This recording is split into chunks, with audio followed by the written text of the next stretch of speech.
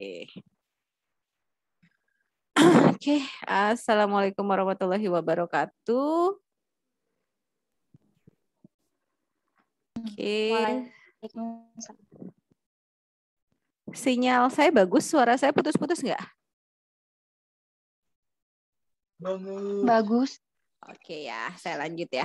Oke, sekarang kita akan lanjut ke materi kita mengenai konsep kebutuhan dasar manusia. Tadi kan saya sudah menjelaskan bahwa di mata kuliah keperawatan dasar ini memang kita fokusnya ke kebutuhan dasar manusia. Apa sih kebutuhan dasar manusia itu? Ya macam-macam. Tadi yang saya bilang dari nutrisi, eliminasi, oksigenasi, dan lain-lain. Dan memang fokus asuhan keperawatan itu pada kebutuhan dasar manusia. Gitu. Nah, apa aja yang kita mau discuss di sini? Kita discuss dari teori Maslow. Apa sih teori Maslow itu? Karena memang inti dari kebutuhan dasar manusia itu di teori Maslow. Kemudian kita akan bahas juga terkait hierarki kebutuhan Maslow gitu. Karena dia hierarki itu apa sih kayak tingkatan lah.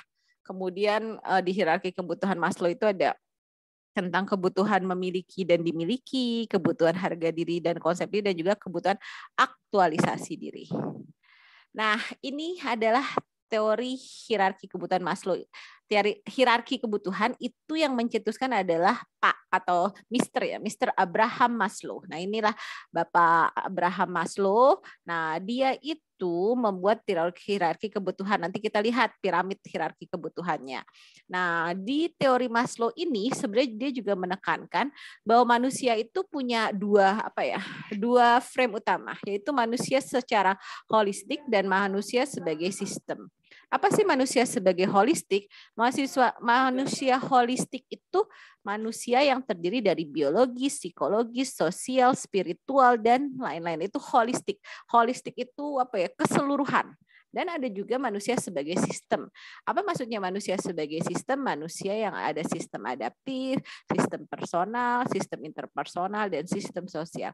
Nah, di teori Maslow ini kita harus melihat manusia sebagai holistik. Apa maksudnya manusia sebagai holistik? Gini, contohnya saya secara biologis, Ibu Rina perempuan ya kan, jadi kelamin perempuan itu secara biologis. Kemudian umurnya nggak usah kasih tahu umur detail kan ya. Umur anggap aja dewasa menengah. Dewasa menengah. Psikologis today sekarang hari apa sih? Hari Selasa. Berarti lagi happy karena tadi misalnya habis makan makanan favoritnya. Kemudian sosial, siapa temannya Bu Rina?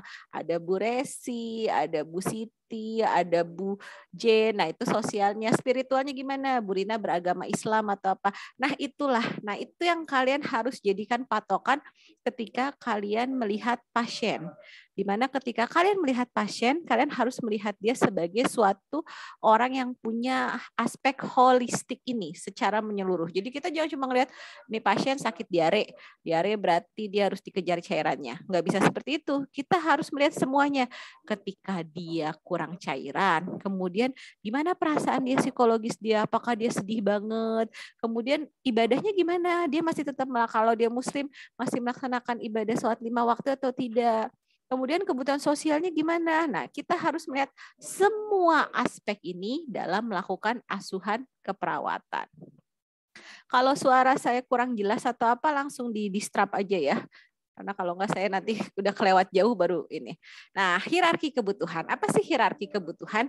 Tadi kan saya jelaskan hierarki itu kayak jenjang gitu. Gimana hierarki kebutuhan? Itu adalah variasi kebutuhan manusia dipandang tersusun dalam bentuk hierarki atau berjenjang. Jadi dari paling rendah ke paling tinggi. Di mana setiap jenjang kebutuhan dapat dipenuhi hanya jenjang sebelumnya telah atau relatif terpuaskan. Jadi idealnya memang yang bawah dulu terpenuhi, baru dia ke makin atas. Tapi bukan berarti ke bawahnya harus berlimpah banget baru dia ke atas, tapi sebenarnya idealnya kalau di bawahnya pondasi kuat itu akan semakin ke atas. Gimana sih? Ini kayaknya masih abstrak banget ya, nanti kita lihat satu-satu. Kemudian pemisahan kebutuhan tidak berarti masing-masing bekerja secara eksklusif. Jadi nggak kepisah benar-benar gitu. Jadi dia akan saling terkoneksi. Kemudian kebutuhan bekerja tumpang tindih sehingga orang dalam suatu ketika bisa dimotivasi oleh dua kebutuhan atau lebih. Nah, kebutuhan dasar manusia menurut hierarki Maslow ada 5 hierarchy of needs. Jadi ada 5 dasar kebutuhan manusia gitu. Apa aja nanti kita lihat di hierarkinya supaya details. Dan konsep hierarki menjelaskan bahwa manusia itu berubah. Jadi memang contoh gini, anak-anak ya, ketika dia masih bayi, dia hanya punya kebutuhan biologisnya di mana dia minta kan diganti popoknya, dia makan, dia minum, dia bernafas, masih hanya kebutuhan itu. Belum ada kebutuhan aktualisasi diri, kebutuhan dihargai atau apa, belum sampai saat itu. Jadi memang semakin manusia itu tumbuh dan berkembang secara, misalnya kan tumbuh dan berkembang itu secara umur dan juga secara apa namanya, fisik dan lain-lain, itu akan aktualisasinya akan meningkat gitu loh, kebutuhannya akan meningkat. Dan kenapa sih orang melakukan pemenuhan kebutuhan? Ada 2 teori utama pemenuhan kebutuhan didorong oleh pertama motivasi karena kekurangan gitu loh. Jadi kayak contoh nih, saya sebagai seorang individu nih sekarang, kalau saya lapar, ya saya nyari makan dong, karena saya kekurangan nutrisi, ya saya nyari makan gitu. Misalnya jam makan siang gitu, apalagi saya nggak sarapan nih pagi nih, jam-jam 11, jam 12 saya pasti ayo dong cari makan gitu loh. Kenapa? Karena saya lapar. Nah itu motivasi pemenuhan kebutuhan karena kekurangan. Kemudian ada lagi motivasi karena pertumbuhan. Contohnya gini, contoh gini, kakak-kakak kalian nih yang kemarin tingkat 3 nih KTI kan ya, mahasiswa tingkat 3 kan tuh udah kebayang banget wisuda gitu loh. Apa sih teori tumbuh kembang mahasiswa yang dewasa awal, itu kan dewasa awal ya, umur-umur 20 21. Nah, mereka pengen punya pasangan kan. Nah, itu kan mereka tumbuh dan berkembang, ingin punya pasangan, ingin punya rasa dicintai dan mencintai.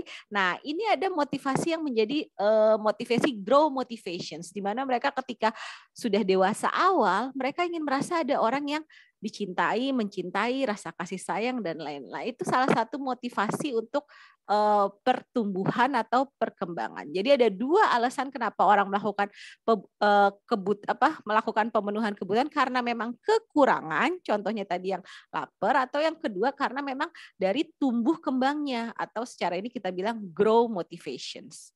Oke. Nah, kemudian ini 5 hierarki Maslow. Dari yang dasar sekali itu fisiologis. Tadi fisiologis yang saya bilang ini dasar, biasanya anak bayi atau toddler ya, yang dimana dia maunya kalau nangis cuma biasa, bahasanya cuma bisa nangis gitu. Nangis dia minta makan, nangis minta minum, nangis diganti popoknya, nangis lagi pengen bobo. Nah ini kebutuhan fisiologis. Kemudian dia juga butuh ada kebutuhan safety. Safety itu juga kadang-kadang nangis lagi cuma minta digendong. Nah itu safety, bahwa dia merasa aman. Sama kalau kayak kita, saya pengen punya tempat tinggal supaya saya ngerasa aman. Saya nggak mau dong tidur di tengah jalan dan lain-lain.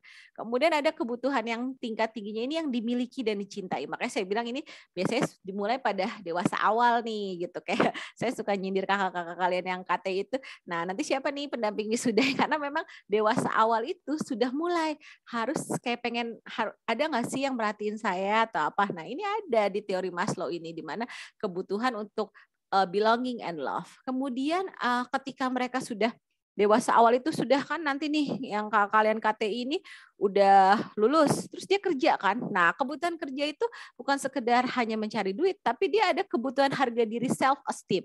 Ketika dia menghasilkan uang untuk dirinya sendiri, dia merasa berharga, dia bisa sharing ke keluarganya, dia bisa sharing ke orang tuanya, itu jadi kebutuhan harga diri.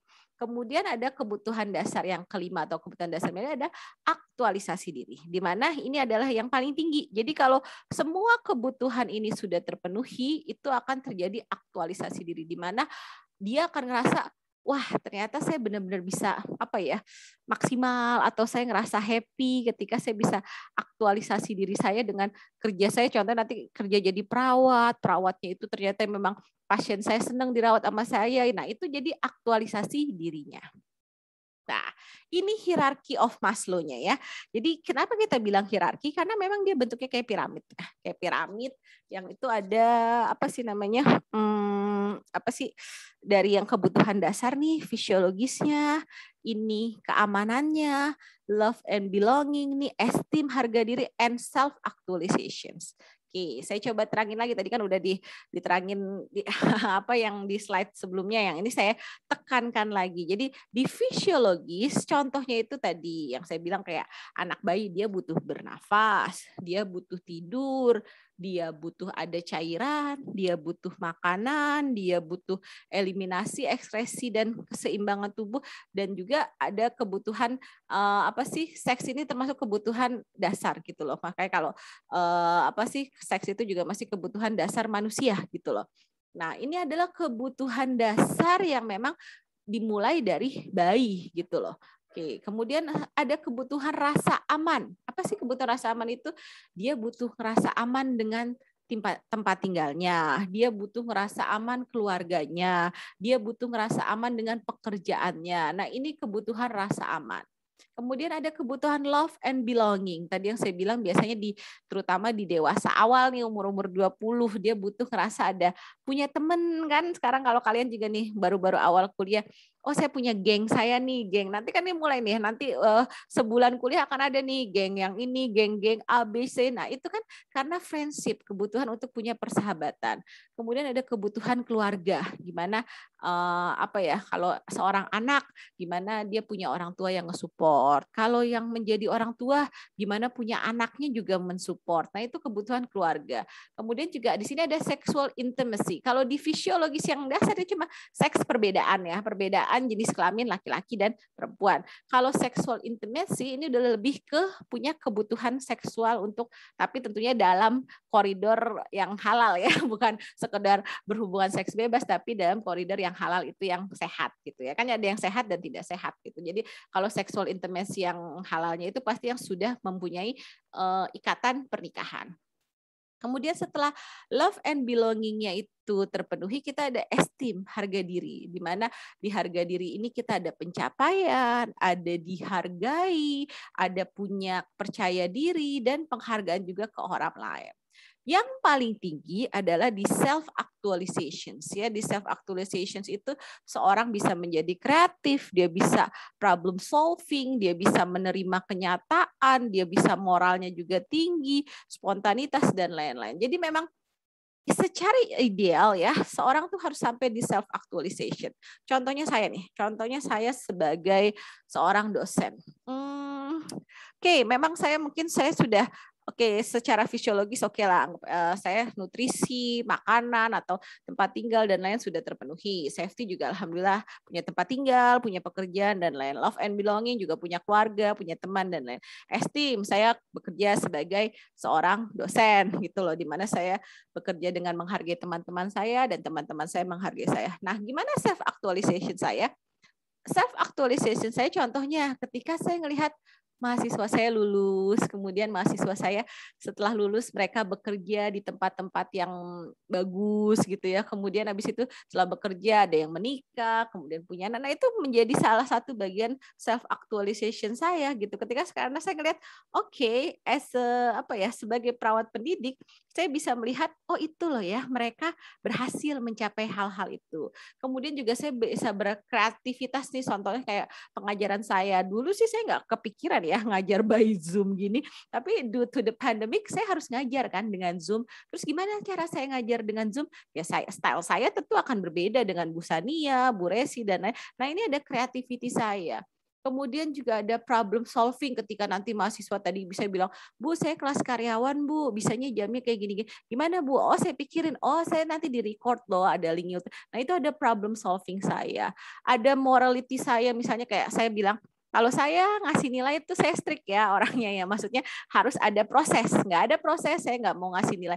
Nah, ini di self-actualizations. Dan setiap orang punya self-actualizations yang berbeda. Nah, ini yang nanti ya memang ini akan jadi kasta kebutuhan paling tinggi karena memang tidak semua orang bisa mencapai level hierarki Maslow di self actualization. Nah, kebutuhan dasar manusia memang yang paling dasar ini adalah terkait makanan, minuman, keamanan, dan cinta. Ini merupakan hal yang penting untuk mempertahankan kehidupan dan juga kesehatan. Jadi generally untuk manusia kan kita berada di pada rentang sehat sakit. Untuk dia tetap sehat, dia harus makan yang baik, terhidrasi dengan baik atau minum yang baik, mendapatkan keamanan yang baik, dan juga dicintai. Nah, konsep manusia. Nah, tadi yang manusia sebagai holistik itu juga manusia sebagai klien, di mana manusia itu punya aspek biopsikososial dan juga spiritual yang merupakan kesatuan dari aspek jasmani dan rohani yang memiliki sifat unik dengan kebutuhan yang berbeda-beda sesuai dengan tingkat perkembangannya. Nah, inilah yang kalian harus pahami dalam melakukan asuhan keperawatan. Jadi tadi yang saya bilang, jangan hanya melihat pasien dari segi penyakitnya. Penyakit itu urusan dokter gitu loh, diagnosa medis, kemudian penanganan medis itu adalah urusan dokter. Tapi sebagai seorang perawat, kita melihat pasien itu sekarang biopsikososial dan spiritual. Ilmu keperawatan adalah ilmu yang dinamis. We are not like engineer atau ilmu pasti ya, yang pakai rumus, yang ada formula dan lain-lain gitu lah. We will be dealing with the patients gitu. Kita akan berhadapan dengan pasien atau dengan klien yang memang Masya Allah, Allah tidak pernah menciptakan manusia yang sama. Nah, itulah makanya dibilang nursing is caring and art. Kenapa ada artnya, ada seninya? Karena memang kita menghadapi orang yang berbeda-beda dari aspek bio, psikososial, dan spiritual. Oke, itu aja dulu. Oke, sampai sini. Apakah ada pertanyaan? Any questions? Ibu, saya mau nanya, Bu. Iya, boleh, Imam. Ini kan kayak tadi tingkatan hierarki Maslow kan paling dasar fisiologis ya, Bu ya? Iya, betul. Gimana kalau dari fisiologisnya ini kurang terpenuhi, apakah ketingkatan yang selanjutnya juga akan menjadi hancur atau akan tetap seperti itu saja, Bu? Oke, ya. Mungkin saya sambil menggunakan ini ya, biar agak ini. Ideally ya, memang tadi kita lihat di sini bahwa idealnya itu mana ini? Di sini. Oke.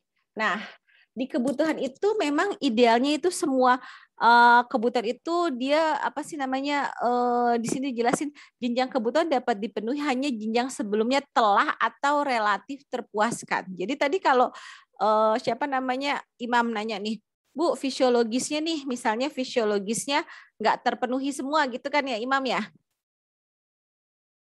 Gitu nggak sih, Iya, Imam? Bu. Terus bisa nggak sih, Bu, nanti dia sampai ke love and belonging and esteem? Ideally, secara ideal mungkin bisa, Imam.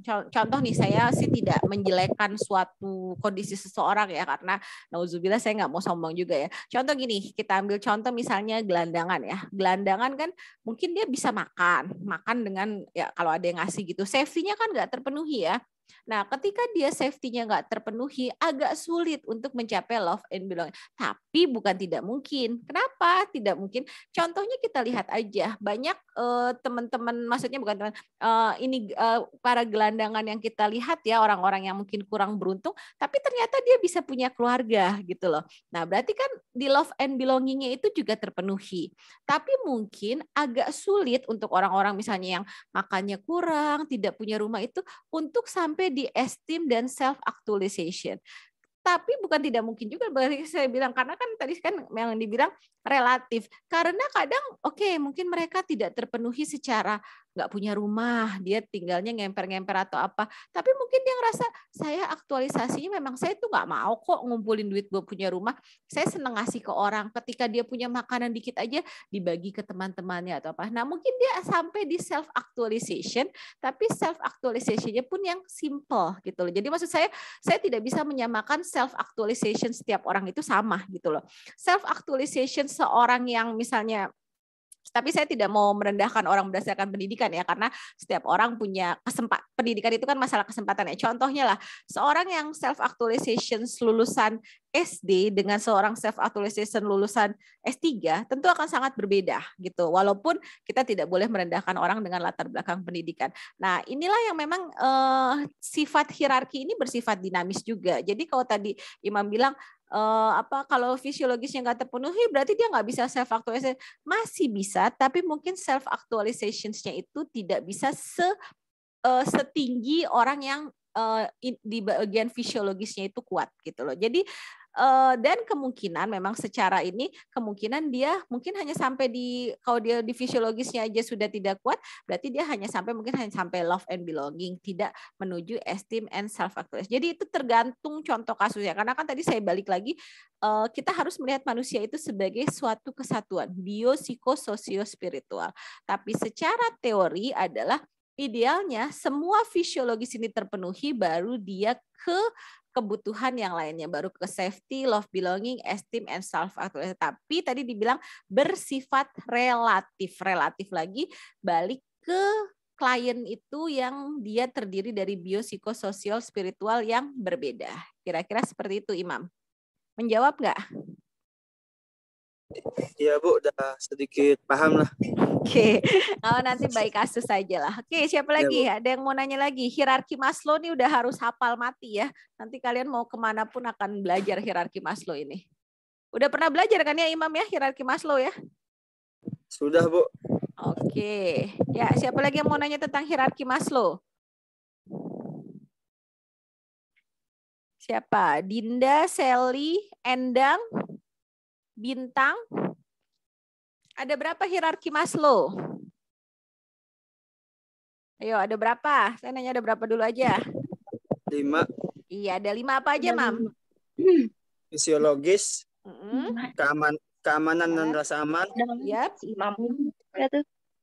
kasih sayang, rasa kasih sayang, iya, kemudian penghargaan, dan juga aktualisasi diri. Aktualisasi diri. Oke, 5 itu tolong Oke, mungkin kalau yang baru dengar masih agak kurang familiar ya, tapi kalian bisa banyak baca banget referensi. Jadi gini, kalau saya ngasih materi di PPT, saya sangat encourage mahasiswa tidak hanya baca PPT saya ya, presentasi saya, karena itu pasti masih sangat minimal. Jadi kalau kalian mau googling atau kalian mau cari lagi di mana kayak di Google Scholar kayak di Science Direct kayak di portal Garuda atau apa, itu akan sangat banyak referensi kalian membaca, dan saya sangat encourage. Apalagi kalau kalian mau baca buku textbook sih, ada Fundamental of Nursing Potter Perry, ada Kozer atau apa, itu akan lebih membuka pikiran lah. Jadi jangan hanya mengandalkan dari slide dosen, karena slide itu udah ringkasan, udah summary gitu loh. Saya bisa ngomong sepanjang ini karena sebelumnya saya sudah membaca buku dan saya sangat mengencourage mahasiswa untuk membaca buku. Oke, kita lanjut lagi ke slide selanjutnya. Oke, tadi kita sudah sampai di sini ya, di kebutuhan dasar manusia. Oke. Tadi ini sudah, oke. Nah, tadi manusia sebagai klien, oke. Nah, tadi hierarki kebutuhan dasar menurut manusia menurut Maslow adalah sebuah teori. Jadi memang tadi saya bilang Maslow ini kayak teori dewanya orang keperawatan lah. Jadi nanti kalian mau kemana aja, kalian akan dengar teori Maslow ini. Adalah teori yang digunakan perawat untuk memahami hubungan kebutuhan dasar pada saat memberikan keperawatan. Jadi kita kan tadi saya bilang fokus untuk di medis, dia fokus dengan diagnosa medis. Nah, kalau kalian mau paham fokusnya perawat, kalian harus paham kebutuhan dasar manusia. Karena kita fokusnya adalah di kebutuhan dasar manusia yang kita koneksikan dengan proses keperawatan. Apa sih proses keperawatan? Kita mulai dari pengkajian, diagnosa, perencanaan, tindakan, dan evaluasi. Jadi kita menggunakan pendekatan kebutuhan dasar manusia. Oke, nah gimana kita hierarki Maslow ini tadi yang kebutuhan psikologis sangat dasar ya, kebutuhan psikologis ini yang harus paling base-nya banget, dari kebutuhan oksigen, cairan elektrolit, makanan, eliminasi, istirahat tidur, aktivitas, temperatur tubuh, dan juga seksual. Jadi ini kebutuhan basic needs adalah kebutuhan dasar dari seseorang untuk bertahan hidup. Jadi nanti kalian pun kalau bikin diagnosa keperawatan, kita fokusnya ke sini, ke kebutuhan ini gitu loh. Yang terganggu apa? Contohnya kalau misalnya dia lagi demam, oh berarti yang terganggu terkait kebutuhan temperatur tubuh. Kalau dia lagi diare, berarti yang terganggu kebutuhan eliminasi. Kalau dia lagi males makan, berarti yang terganggu kebutuhan makanan. Jadi kita akan lihat dari kebutuhan dasar manusia ini. Tapi kan bukan kebutuhan fisiologis saja, ada kebutuhan lain lagi. Oke, kita lihat lagi. Nah, kebutuhan keselamatan. Contohnya keselamatan fisik, gimana dia tidak kena penyakit, dia nggak hidup di tengah jalan yang akan bahaya kecelakaan dan lain-lain. Kemudian juga ada kebutuhan keselamatan psikologis, bebas dari rasa takut gitu. Kayak misalnya sekarang nih kalian jadi mahasiswa baru nih, kan belum ketemu dosennya langsung nih. Jangan sampai ada yang, "Duh, saya takut kalau ketemu dosen itu orang di Zoom aja udah marah-marah mulu atau apa." Nah, itu kan berarti ada perasaan safety psikologisnya itu terganggu gitu, karena yang ideal adalah kita bebas dari rasa takut dan kecemasan, terus bisa komunikasi dengan baik dan makanya di sini bilang contohnya mahasiswa yang berada di lingkungan baru merasa terancam dalam beradaptasi, atau mungkin kadang bukan takut sama dosennya tapi takut sama temennya. Ih, kayaknya teman saya ini galak banget deh, diajak ngomong dikit langsung bentak-bentak atau apa gitu. Nah, itu kan berarti ada merasa terganggu terkait keselamatannya. Jadi memang kita harus mengkaji in detail. Di proses keperawatan itu, pengkajian itu adalah data utama kita untuk menentukan apa sih masalah pada kebutuhan dasar manusianya.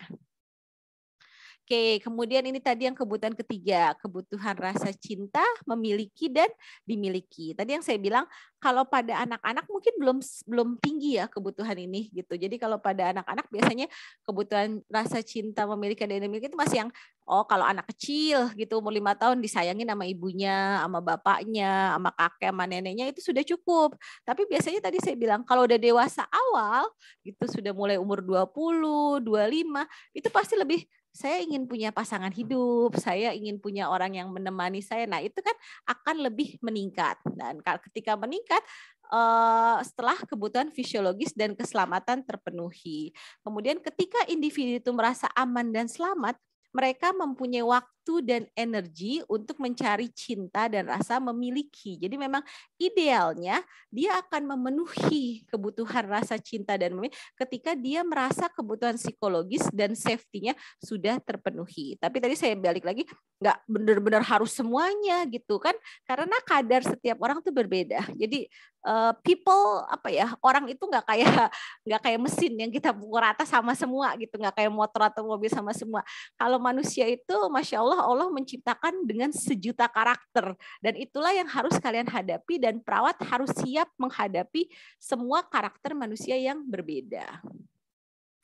Kemudian ini tadi yang di kebutuhan rasa cinta dan memiliki juga, ini juga menggambarkan emosi seseorang. Dia bisa memberi dan menerima kasih sayang, kemudian dia bisa mempunyai hubungan yang berarti dengan orang lain, ada kehangatan, ada persahabatan, kemudian dia diakui di keluarganya dan lingkungan sosial. Jadi nggak selalu cinta memiliki ini hanya terkait cuma hubungan suami istri atau pasangan ya, tapi terkait dengan support dari keluarga, support dari teman dan juga lain-lain.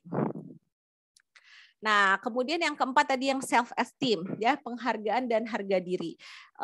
Di penghargaan dan harga diri ini berhubungan dengan ada kekuatan, pencapaian, rasa cukup, kompetensi, percaya diri dan kemerdekaan. Tadi makanya saya bilang kalau perhargaan dan harga diri biasanya ini berhubungan dengan kalau orang kayak kalian nih mahasiswa. Nanti kan kalau mahasiswa penghargaannya apa? Kalau dapat nilainya bagus, IPK-nya bagus. Nanti kan kalau Caping Day itu ada penghargaan IPK tertinggi. Nah, itu kan masuk di esteem dan actualization. Gimana kalian ngerasa, oh saya belajar yang rajin, nanti saya dipanggil loh di wisuda, saya jadi.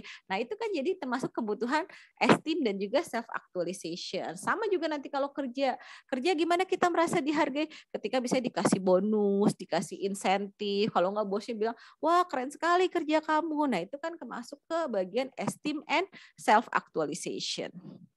Kemudian di kebutuhan harga diri juga kita harus bisa menghargai diri kita sendiri supaya bisa menghargai orang lain, dihargai oleh orang lain, mempunyai kebebasan yang mandiri, prestis, dikenal dan diakui, dan juga mendapatkan penghargaan. Jadi memang di kebutuhan harga diri ini dimulai dari seseorang bisa menghargai dirinya sendiri. Jadi jangan kalian bilang, saya bisa menghargai orang lain kok Bu, tapi sudah bisa menghargai diri sendiri enggak? Jadi memang kita harus mulai dari kita menghargai diri kita sendiri sehingga kita bisa menghargai orang lain dan juga dihargai oleh orang lain. Nah, kemudian di kebutuhan harga diri ini juga manusia membutuhkan penghargaan. Jadi memang sebagai makhluk sosial, kita itu butuh penghargaan. Kita bukan makhluk yang introvert hidup di hutan gitulah. Jadi gimana seseorang itu merasa percaya diri dan berguna, dia harus ada orang lain yang mengapresiasi gitu. Makanya kalau anak kecil kan kita harus kasih banyak reward. Contoh dia udah bisa jalan, wah hebat sekali ya. Nah, itu kan pada anak kecil. Nah, kalau saya misalnya saya jadi dosen, punya mahasiswa, ketika mahasiswa saya rajin, UTS-nya nilainya paling bagus, saya akan bilang, oke, ini mahasiswa yang mendapatkan UTS paling bagus adalah ini. Nah, itu kan untuk memberikan penghargaan pada kebutuhan harga diri. Karena ketika orang itu merasa percaya diri, dia akan merasa berguna. Tapi kalau dia merasa tidak percaya diri, dia akan merasa jadi tidak kayak useless lah, saya kok nggak berguna banget ya, kemudian jadi bisa sampai harga diri rendah dan lain-lain.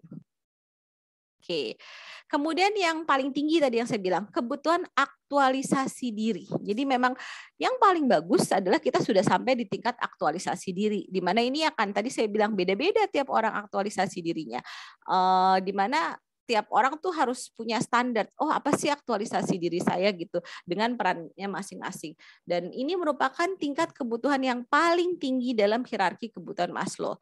Pada saat dia bisa sampai ke aktualisasi diri, ini dia sudah bisa memenuhi seluruh kebutuhan dari yang fisiologis, safety, love and belonging, esteem, dan baru dia ke aktualisasi diri. Jadi di aktualisasi diri ini dikatakan orang telah mencapai potensi yang paling maksimal gitu loh. Jadi dia udah oke, memang aktualisasi diri saya, kalau contohnya kalian jadi mahasiswa, pokoknya target saya harus dapat IPK peringkat 3 besar atau apa. Nah, itu jadi aktualisasi diri atau standar tertingginya. Oke, itu mungkin sebagai mahasiswa saya dapat IPK-nya ini. Sebagai anak nanti saya akan berbakti pada orang tua saya dengan kayak gini. Jadi kita harus punya standar aktualisasi diri yang ditetapkan. Tapi juga jangan nanti aktualisasi dirinya bikin stres ya, tapi harus menyesuaikan dengan kemampuan masing-masing.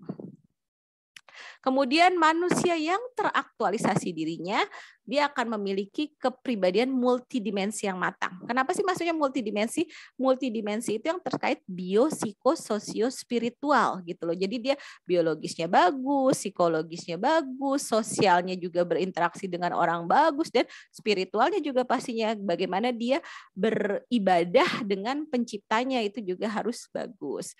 Kemudian dia juga mampu mengasumsi dan menyelesaikan tugas dengan banyak gitu. Jadi kalau orang yang udah aktualisasi dirinya bagus, dia tuh akan bisa sadar gitu. Oh, ini aktualisasi diri saya loh. Jadi saya akan nyelesain ini dan lain-lain. Kemudian dia juga mencapai pemenuhan kepuasan dari pekerjaan yang dikerjakan dengan baik gitu. Karena dia sadar, oh saya tuh memang senang gitu. Contohnya saya nih sebagai dosen gitu loh. Nah, saya akan berusaha gimana nih supaya mahasiswa saya paham pembelajaran saya gitu. Nah, itulah di bagian aktualisasi dirinya gitu loh. Jadi saya akan kan saya bilang, saya kan paling senang sebagai dosen ketika mahasiswa saya lulus. Nah, ketika gimana supaya mahasiswa saya lulus, saya akan berusaha mereka dapat ilmu yang bagus dan nanti bisa digunakan di pekerjaan mereka. Nah, itu saya akan mencari cara, karena itu adalah bagian dari aktualisasi diri saya sebagai seorang perawat pendidik. Oke.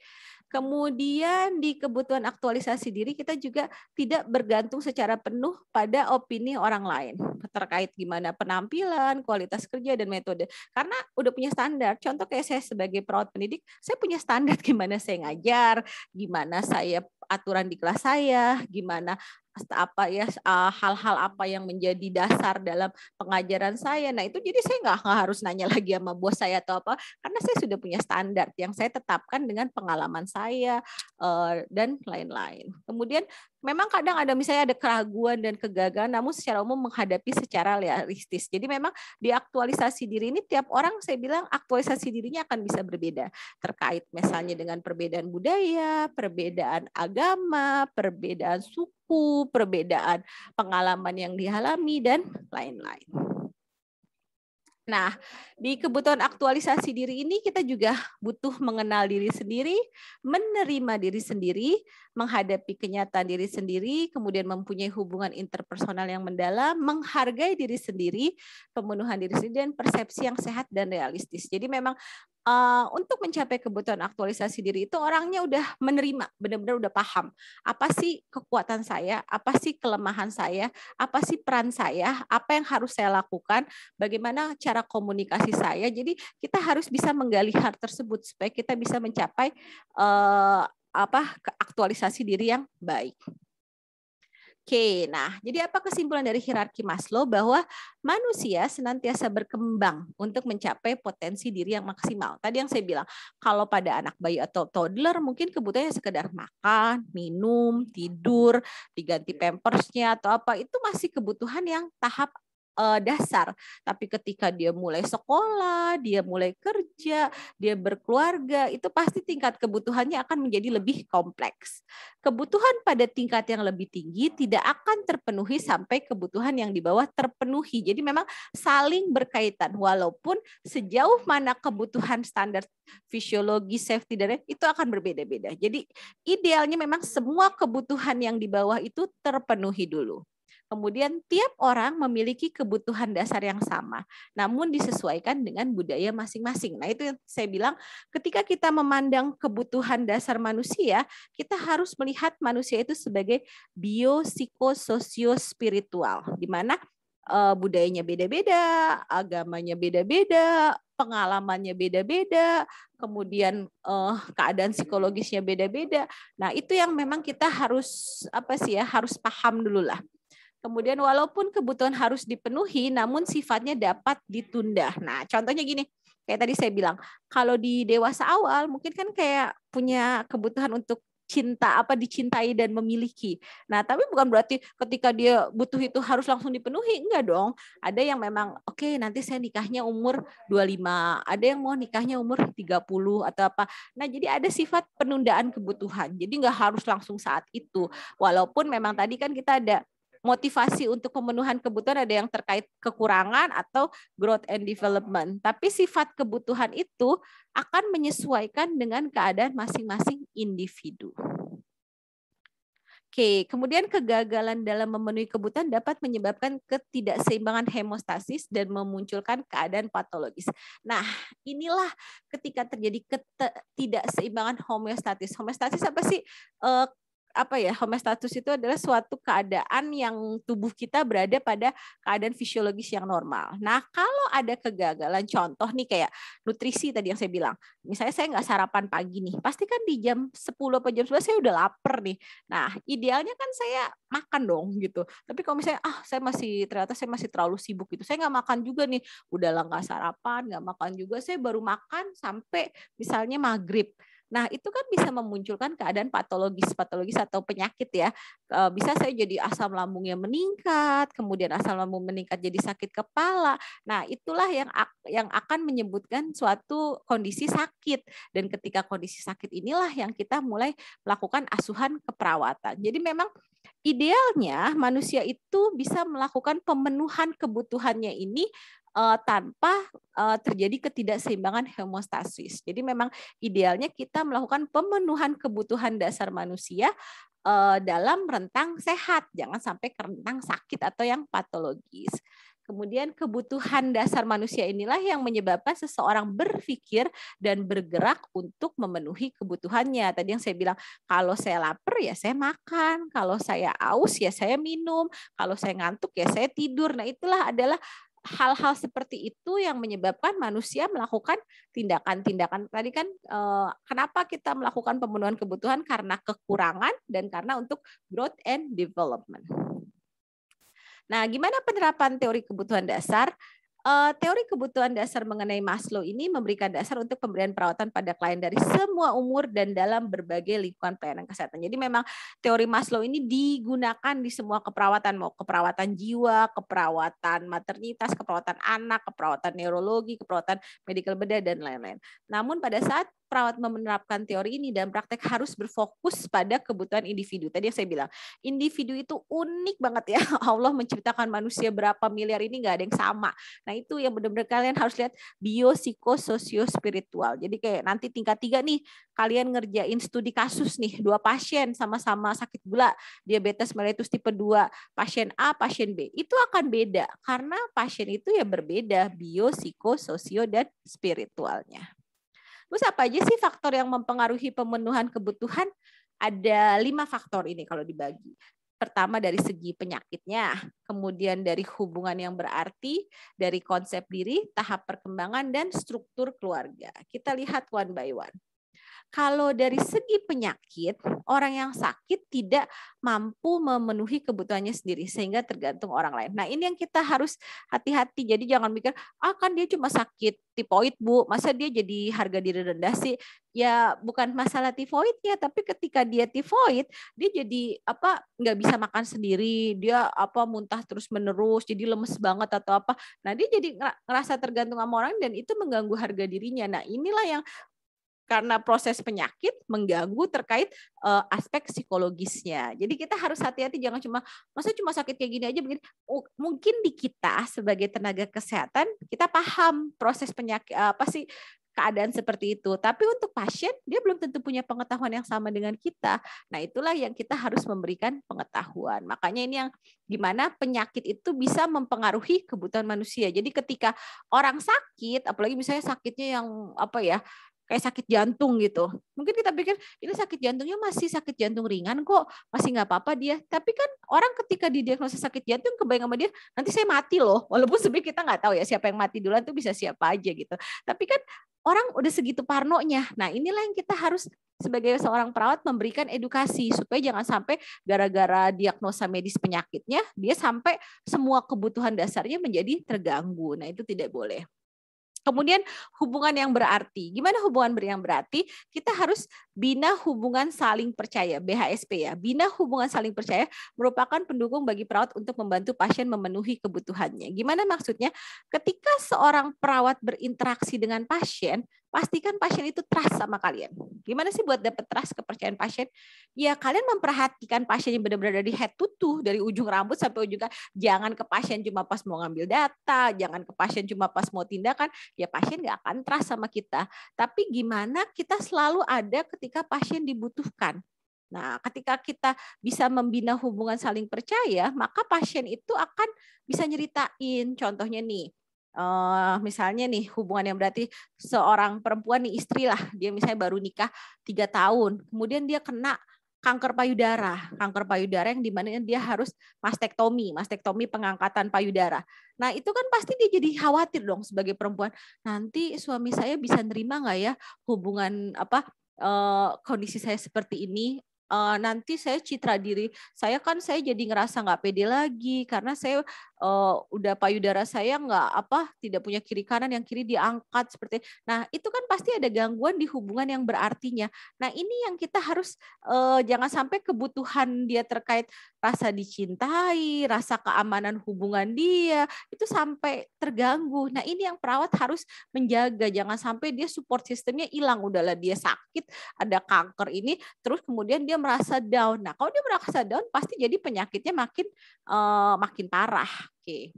Kemudian ada konsep diri juga. Individu dengan konsep diri positif akan menganalisa dan memenuhi kebutuhannya dengan cara yang sehat. Nah, jadi idealnya orang berada pada konsep diri yang positif gitu loh. Maksudnya everyone have problems gitu. Semua orang punya masalah lah dalam hidup. Saya rasa teman-teman yang kelas karyawan yang udah senior sudah paham lah ya. Tapi gimana ketika kita menghadapi masalah itu kita punya mindset yang positif. Jadi jangan kita punya masalah terus kita pikir, aduh ini ribet banget sih hidup gue, gini-gini nggak akan selesai nih. Kenapa sih gue yang selalu dapet? Nggak boleh seperti itu. Tapi ketika kita punya masalah, kita pikirkan bagaimana cara memecahkan masalah tersebut gitu loh. Jangan hanya kita punya masalah kita ruwet sendiri, tapi gimana masalah itu dipecahkan dengan cara yang baik sehingga hasilnya juga baik untuk diri kita.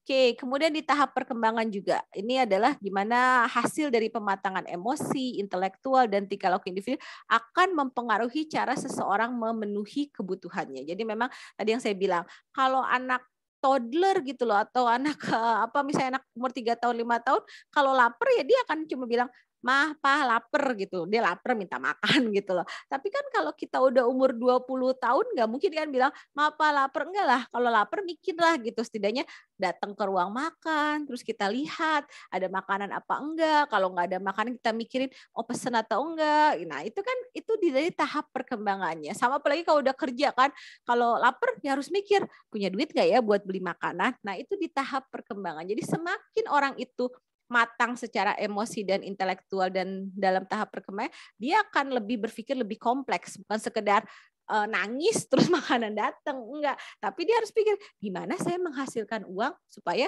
saya bisa mendapatkan makanan. Nah itu terkait dengan tahap perkembangan mempengaruhi kebutuhan. Kemudian juga struktur keluarga. Ini juga akan mempengaruhi cara seseorang memenuhi kebutuhannya dan menentukan prioritas. Jadi contohnya peran seorang ayah ya, peran seorang ayah misalnya dia mencari nafkah gitu. Nah itu cara dia memenuhi kebutuhannya dengan seorang ibu atau seorang anak akan beda. Kalau anak tinggal minta ke bapaknya dia lapar, "Mama, lapar, beli makanan dong." Itu akan mudah gitu. Tapi kalau dia seorang ayah, anak yang ngomong kayak gitu, misalnya duitnya pas-pasan, pasti dia pikirin, udahlah saya kasih ke anak saya dulu, saya nggak apa-apa deh nahan lapar, karena kan yang saya dulukan adalah anak saya. Nah itu bagaimana struktur keluarga akan mempengaruhi pemenuhan kebutuhan. Oke, nah ini tadi oke, saya rasa itu terkait slide saya. Apakah ada pertanyaan? Oke. Apakah ada pertanyaan untuk materi ini? Ayo nanya dulu dong, biar saya yakin nih, paham apa enggak nih untuk materi Maslow yang saya sampaikan. Ayo, Vika, dasar dipakai dasar apa iman sini? Ada iman, ada imam nih. Dipanggil siapa nih? Dasman aja, Dasman. Oh, Dasman. Dasar iman jadi Dasman ya. Bagus juga ya. Oke, Dasman. Dasman belum ada suaranya. Gimana Dasman?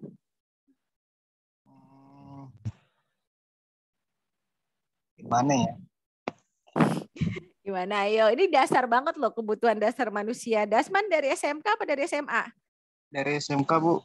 Oh, jadi udah pernah dengar juga dong teori Maslow? Jurusannya beda, Bu. Bukan jurusan kesehatan. Oh, jurusannya apa? Jurusannya kemarin bangunan. Oh, bangunan. Jauh juga ya berarti ya ininya ya. Oke, nggak apa-apa lah ya. Dapat ilmu baru ya. Iya, Bu. Oke. Ya, siapa lagi? Ayo, siapa yang mau nanya lagi? Ayo. Tadi Imam udah. Imam juga boleh nanya lagi. Rahman, Ragil, Mila. Ayo, ada yang mau nanya nggak nih?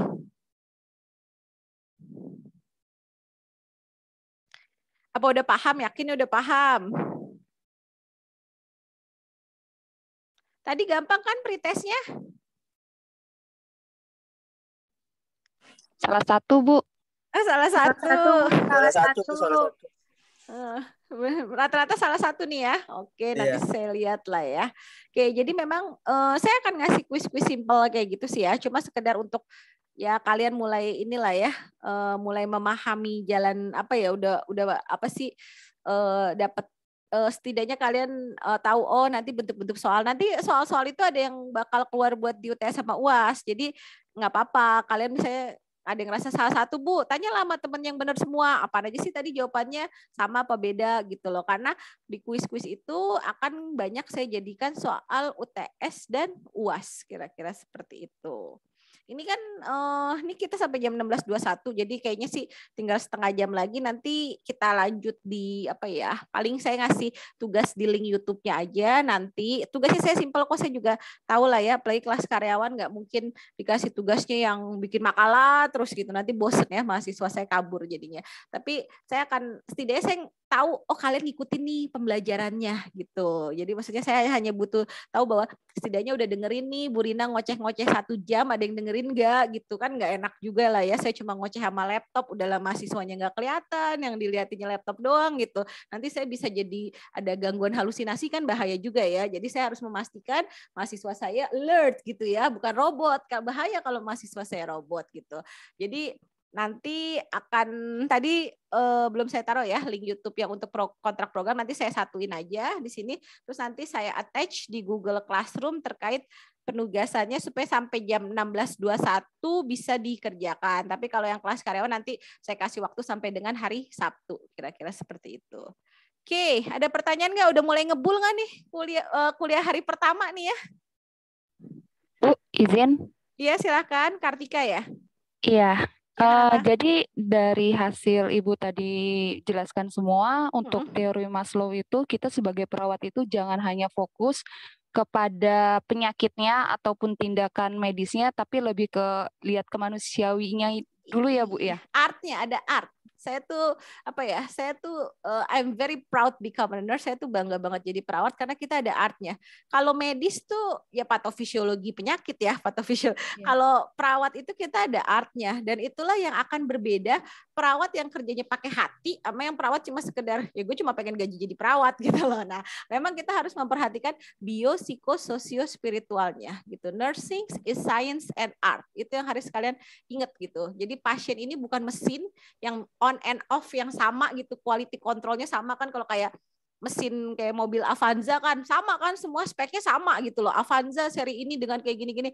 Nah, kalau pasien sakit tipoid, apa sakit gula, pasien A, B, C, D, ada 10 pasien yang sakit gula, beda-beda itu diagnosanya dan lain-lain, itu beda-beda. Nah, itulah yang peran perawat yang harus bisa mengkaji, melakukan tindakan, diagnosa dan lain-lain, itu harus bisa sesuai dengan kebutuhan pasiennya. Seperti itu, Kartika. Ya, Bu. Terus kalau untuk sistemnya sendiri berarti itu lebih ke pasien mengikuti lingkungan rumah sakitnya ya Bu ya? Intinya Sistem seperti apa itu nih? ya Bu? Sistem gimana maksudnya nih, Kartika? Kan ada 2 tuh Bu tadi. Oh, yang Ada apa? Secara sistem. Oh, kalau secara sistem itu lebih ke kita lihat ininya ya, lihat slide-nya ya. Saya tuh sebenarnya orangnya lupaan loh. Makanya saya kalau ngajar tuh saya nggak terlalu seneng ngapal gitu. I don't really like to memorize gitu loh. Karena saya memang orangnya nggak terlalu bagus kalau ngapal gitu. Mending harus paham. Kalau nggak paham jadinya ribet. Oke, kita lihat yang ini ya, secara sistem. Nah, ini. Oke, ya. Kalau manusia sebagai sistem, ini kalau kayak sistem adaptif, gimana sih maksudnya? Sistem adaptif ini kemampuan manusia untuk beradaptasi. Contoh gampangnya lah, kayak sekarang nih kita sejak hampir 1,5 tahun ya, 1,5 tahun udah lebih, kita berhadapan dengan pandemi COVID. Kita harus beradaptasi kan, mau nggak mau sekarang semua pakai masker gitu loh. Saya tuh nggak suka, saya dari dulu sebenarnya saya nggak suka ya, naik motor aja saya nggak suka pakai masker. Tapi kan due to this pandemic corona coming gitu loh, kita harus pakai masker. Kenapa saya harus pakai masker? Itu bagian dari adaptasi saya untuk bertahan hidup. Kalau saya sok-sokan nggak berani, saya nggak mau pakai masker, peduli amat, saya kerja di lingkungan rumah sakit, saya nggak. Nah, kemungkinan ya saya nanti nggak survive. Nah, itu penjelasan terkait sistem adaptif, di mana manusia yang bisa beradaptatif, dia bisa bertahan hidup. Itu contohnya dari teori Darwin lah ya. Kemudian ada sistem personal dan interpersonal, ini terkait kemampuan berkomunikasi dengan orang lain gitu loh. Gimana bisa membina hubungan dengan orang lain, bisa menyampaikan pendapatnya, bisa menjadi asertif dan lain-lain. Dan juga yang sistem sosial ini, gimana dia hidup nggak hanya sendiri, dia harus hidup butuh bantuan orang lain, nggak hanya hidup dengan saya pinter, saya bisa semuanya, saya nggak butuh orang, ya nggak bisa lah. Kayak saya, walaupun misalnya saya udah sekolah nih sampai S2, nggak bisa saya menuhin kebutuhan saya sendiri. Saya untuk makan, saya butuh beli sama orang yang jualan beras, saya butuh beli sama orang yang jualan makanan. Nggak bisa saya nyiapin dari nanam padi sendiri, nyiapin air, bikin penyulingan air sendiri atau nggak bisa. Oleh karena itu manusia ada sistem sosial di mana dia berinteraksi dengan orang lain supaya kebutuhannya itu terpenuhi. Kira-kira seperti itu. Oke, apalagi Kartika? Ya Bu, cukup. Oke. Intinya itu ya Bu. Iya. Oke. Apalagi? Ada lagi yang nanya? Ragil, Dinda mana nih? Orangnya ada Dinda. Eko. Oh, Pak Eko tadi kerja ya di Brimob ya? Kita belum screenshot ya. Nanti tolong Endang bikin ini ya, bikin WhatsApp grup untuk keperawatan dasar ya. Jadi kalau misalnya ada yang saya di grup yang ini aja, nggak ganggu teman-teman yang lain gitu. Maksudnya jadi nanti dibikin WhatsApp grup aja, nanti kita koordinasi kalau saya ada perubahan jam pelajaran atau apa di grup keperawatan dasarnya gitu. Oke. Ya, apalagi ada yang mau ditanyakan, apa yang kurang paham kira-kira? Bu mau nanya, Bu. Iya, boleh. Imam. Sini kan hierarki Maslow ya, Bu ya. Kebutuhan dasar menurut hierarki Maslow. Iya, betul. Kenapa yang lebih digunakan itu menurut teori Maslow, kenapa enggak teori dari para ahli yang lain gitu, Bu? Siapa aja teori ahli yang Imam tahu? Siapa ya? Ayo. Pokoknya lupa dari J ada tuh. Ya, bagus banget pertanyaannya Imam. Saya suka nih ada pertanyaan kayak gini. Oke, teori keperawatan itu ada banyak. Yes, is correctly. Oke, jadi gini, kalau kalian nanti punya kesempatan ya melanjutkan pendidikan di S1 atau S2, kalian akan belajar banyak teori keperawatan. Ada Maslow, ada Doretta Orem, ada siapa tuh? Ada Gordon, ada siapa lagi ya? Ada lebih dari 10, banyak banget ya. Alhamdulillah keperawatan ini sudah banyaklah orang-orang. Virginia Henderson, ada siapa, banyak sekali teori keperawatan.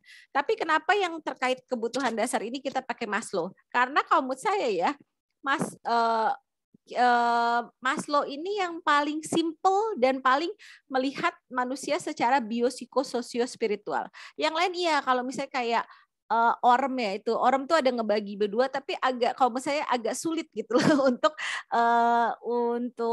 untuk dipahami, apalagi kalau untuk mahasiswa vokasi gitu. Jadi kalau kalian mau tahu secara dalam, sangat saya encourage lah mahasiswa untuk kuliah S1 atau S2. Contohnya S2, apalagi kayak saya manajemen keperawatan, saya itu dapat 2 apa 3 SKS, saya lupa, 2 SKS kalau nggak salah, 2 SKS sendiri terkait teori keperawatan. Jadi kita tuh memang belajar secara full terkait siapa sih profesor-profesor keperawatan atau guru-guru besar keperawatan ini mengeluarkan teori-teori ini, dan benar-benar gimana teori misalnya Doretta Orem ini gimana aplikasinya, kemudian teori Gordon gimana aplikasinya, teori Henderson gimana. Nah, itu kita akan belajar in details, tapi memang itu dipelajari pada tingkat kognitif atau tingkat strata pendidikan yang lebih tinggi. Jadi Maslow ini memang yang kalau menurut saya paling simple untuk didigest gitu, paling simple untuk dipahami sebagai perawat vokasi. Tapi kalau mau belajar secara in detail boleh aja. Nanti saya kasih referensinya, tapi kali ya kakak mungkin saya bahas di yang ini. Tapi kalau mau baca in detail, saya punya bukunya saya dulu punya buku Theoretical Foundations of Nursing Theory. Itu ada. Saya 2 SKS sendiri belajar ketika saya mengambil S2 saya gitu. Tapi nggak mungkin saya jabarkan di sini, nanti sakit kepala kalian ya gitu. Jadi nanti ada saatnya gitu ya. Oke, bagus sekali pertanyaannya Imam ya. Oke, ya siapa lagi? Ada lagi yang mau nanya lagi? Atau mau kuis lagi? Butuh kuis nggak? Kok diem aja nih? Bebas, Bu, bebas. Bebas. Oh, bebas. Boleh, ya, Bu, boleh. Ya udah. Nggak deh, nanti saya akan ini aja. Ini materi akan saya upload dulu. Kemudian nanti mungkin tugasnya saya taruh di Google Classroom. Saya hanya minta mahasiswa untuk memberikan gini, mungkin kan kalau di Zoom kayak gini kadang-kadang agak malu nih buat ngasih pertanyaan atau apa. Nah, nanti untuk memastikan mahasiswa itu paham materi saya minta kalian ngasih pertanyaan di kolom komen YouTube-nya. Jadi nanti saya kasih link YouTube-nya. Nah, tugasnya hanya kalian memberikan pertanyaan di kolom YouTube terkait materi konsep dasar kebutuhan manusia. Do you understand? Paham? Gampang kan tugasnya? Paham, Bu. Nggak susah kan ya? Jadi kalau ada yang emang nggak sambil kerja boleh langsung. Nanti saya ini dulu ya. Ini kan di-convert dulu kan nih Zoom-nya. Nanti mungkin ya 15 menit atau setengah jam sebelum saya pulang lah ya. Nanti saya upload link YouTube-nya. Nanti kalian boleh langsung kerjain. Tapi deadline-nya buat kelas karyawan sampai hari Sabtu kira-kira. Oke, ada pertanyaan kah? Jelas? Oke, jika tidak ada pertanyaan, saya rasa saya close saja dulu. Tadi materi sudah saya taruh di Google Classroom, boleh di-download. Nanti link YouTube insya Allah menyusul. Oke, kalau tidak ada pertanyaan, thank you for the first class ya. Terima kasih atas atensinya di pertemuan pertama ini. Saya senang kalau mahasiswanya aktif, jadi tolong jangan biarkan saya bicara dengan laptop sendirian karena tidak menyenangkan bicara sama laptop itu ya. Saya tidak mau sampai terjadi gangguan halusinasi gitu ya. Jadi kalau saya ngomong ya direspon aja gitu. Jangan sampai nanti Bu Rina halusinasi karena kebanyakan bicara dengan laptop gitu. Jadi kita komunikasi dua arah. Kalau saya bicara gini, saya tuh sering pas akhir pembelajaran saya minta komen dari mahasiswa saya. Jadi kalian boleh mengkritik saya, Bu, Ibu kurangnya ini, Ibu kurangnya aja sih ya. Kalau bagusnya sih bukan dari saya, bagusnya itu kan dari Allah. Maksudnya apa kurangnya saya dan memang pengalaman saya dari evaluasi mahasiswa saya, kekurangan saya adalah saya bicaranya cepat gitu. Jadi kalau saya bicara cepat, tolong saya diingatkan saja.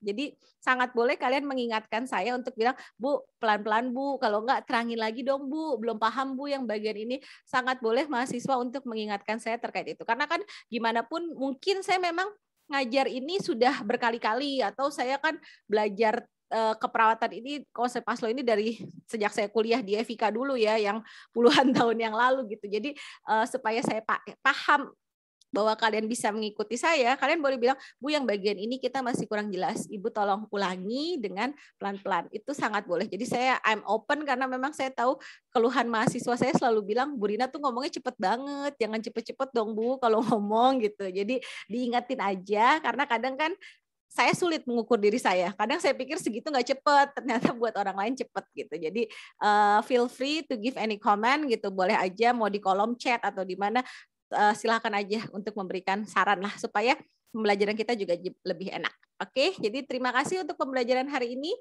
Saya harapkan semua mahasiswa tetap aktif ya, supaya kita sama-sama bisa transfer of knowledge dengan baik. Oke, saya tutup. Wabillahi taufiq wal hidayah. Wassalamualaikum warahmatullahi wabarakatuh. Oke, bye. Waalaikumsalam warahmatullahi wabarakatuh. Close ya. Waalaikumsalam warahmatullahi wabarakatuh. Terima kasih, Bu. Iya. Iya, Bu.